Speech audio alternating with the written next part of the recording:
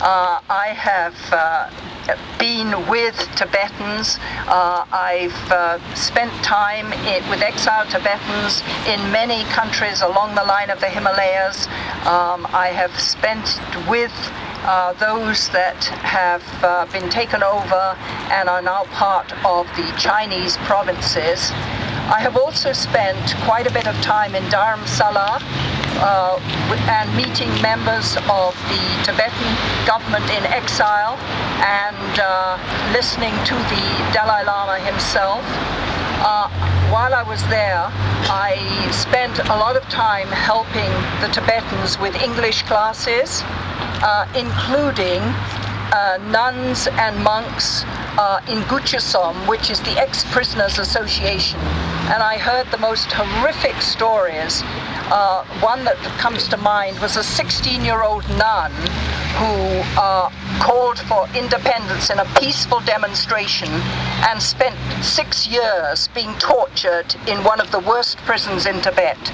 And I met nuns and monks who had spent 20, 30 years just because they would not give up their religion and they wouldn't let down the Dalai Lama. The Dalai Lama to them is their spiritual and political leader, and they will not say bad things about him just for the sake of the Chinese. So I have spent quite a bit of time on the subject of Tibet at conferences, taking part in conferences, and I have been lucky enough to meet the Dalai Lama himself. But it's the horror stories that I've heard from the Tibetans themselves, and they always underplay it. It's said very quietly, and what they are giving up, they don't think it's extraordinary. Why wouldn't they give their lives for the Dalai Lama and for their religion? I mean, the courage of these people is just amazing. So now the Dalai Lama has preached the middle way. He realizes there is no way that China is going to give up Tibet. That position became pretty clear a good many years ago. There's a lot of minerals, there's a lot of wealth in Tibet. They are now flooding the area with Han Chinese, so the Tibetans are becoming a minority in what was their own country. And he's realistic about this, and he's preaching the middle way.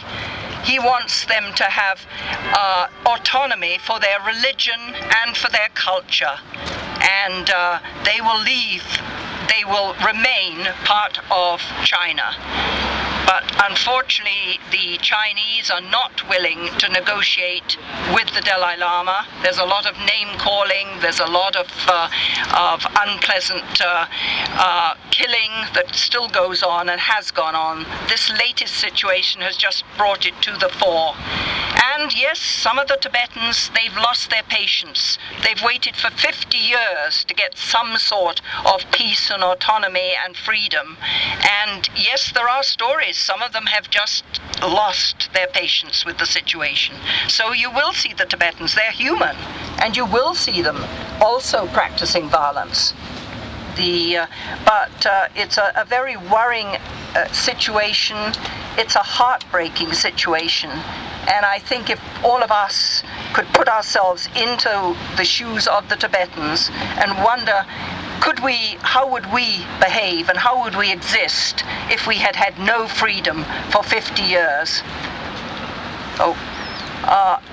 It's just wonderful to see people gathering and hopefully just praying and thinking of all those people who are giving their lives at the moment.